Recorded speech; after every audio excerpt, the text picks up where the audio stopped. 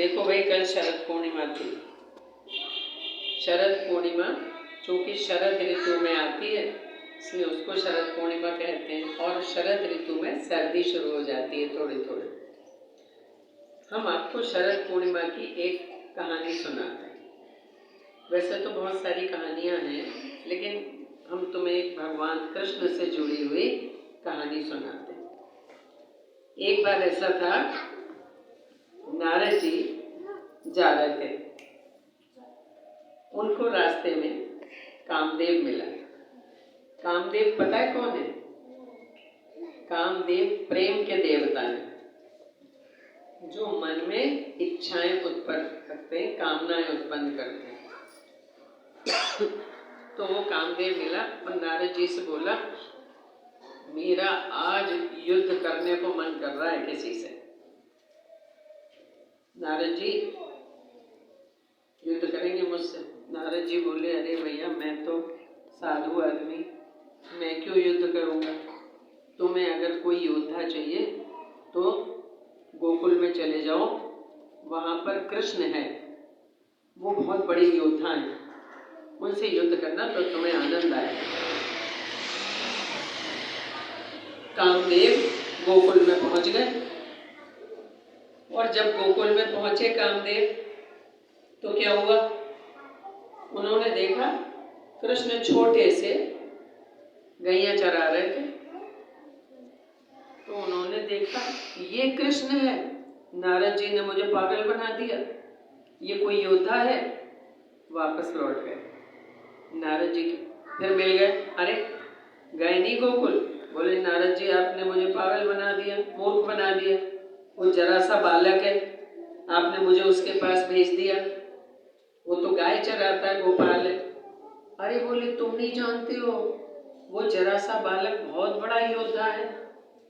तुम उससे जाओ तो सही उसके पास, उससे युद्ध का दान मांगना, तो वो तुमसे युद्ध करेगा। वो बहुत बड़ा योद्धा है और तुम्हें उससे युद्ध करने में बड़ा मजा आएगा। नारद जी की बात पर विश्वास मानकर वो फिर चला गया। और जब कृष्ण जी के पास पहुंचा तो उसने कहा, मैं आपसे युद्ध करना चाहता हूँ। तो कृष्ण जी बोले, भैया, मुझसे काय को युद्ध करना चाहते हो? मैंने तुम्हारो का बिगाड़ो। वो बड़ा कृष्ण जी ने ऐसी मीठी मीठी बातें करी तो वो समझ गया कि ये मुझे बहला रहे हैं। उसने कहा, नहीं, मुझे पता है आपकी असलियत और मैं आपसे युद्ध करना चाहता हूँ। तो कृष्ण जी बोले, भैया, अभी तो हमारी सेनाओं ना है, अभी तो हमारे पास अस्त्र शस्त्र भी नहीं है। तुम ऐसा करना, शरद पूर्णिमा पे आना, तब हम भी अपनी सेना तैयार कर लेंगे और तुम भी अपनी सेना तैयार कर लेना। कामदेव ने कहा, ठीक है। कामदेव चला गया। और शरद पूर्णिमा के दिन कामदेव आए शाम के समय। अब कामदेव की सेना क्या है? उसके पास कोई तीर तलवार नहीं है। जैसे ही कामदेव आया, चारों तरफ फूल, पत्तियां, हरियाली, ठंडी हवा चलने लगी, बड़ा मौसम सुहाना हो गया और पक्षी बोलने लगे, मोर बोलने लगे। धीरे धीरे बांसुरी की आवाज सुनाई पड़ी। कृष्ण जी ने बांसुरी बजाई। जैसे ही कृष्ण जी की बांसुरी बजी, सारी गोपियां सच सच के आने लगी, दौड़ दौड़ के आने लगी। और उसके बाद में बांसुरी की धुन पर डांस होना शुरू हो गया, रास होना शुरू हो गया। उसको रास कहते हैं। जब वो नृत्य हो रहा था तो कामदेव ये सोच रहा था कि ये तो मुझसे युद्ध करने के लिए आया है और ये तो यहाँ डांस कर रहे हैं। लेकिन धीरे धीरे क्या हुआ, पहले एक कृष्ण थे और बहुत सारी गोपियां थी।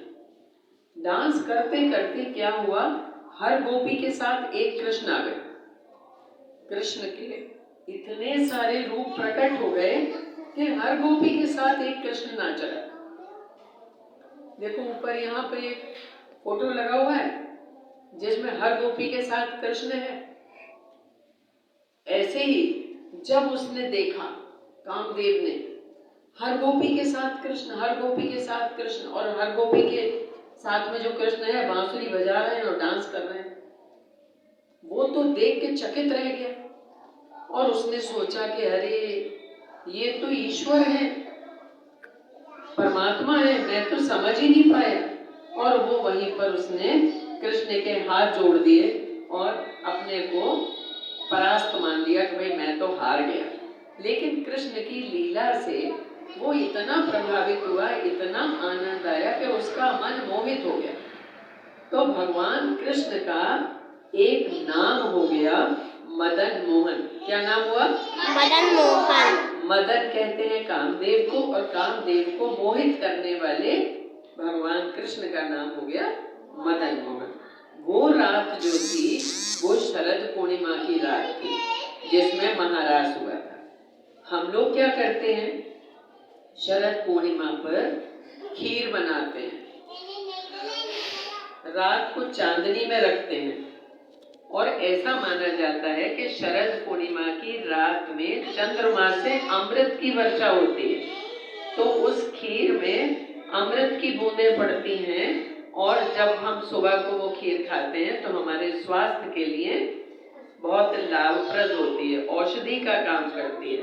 और वृंदावन में तो बिहारी जी बाहर निकल के बैठते हैं और लोग परिक्रमा लगाते हैं गिरिराज जी की, बहुत भीड़ होती है मंदिरों में।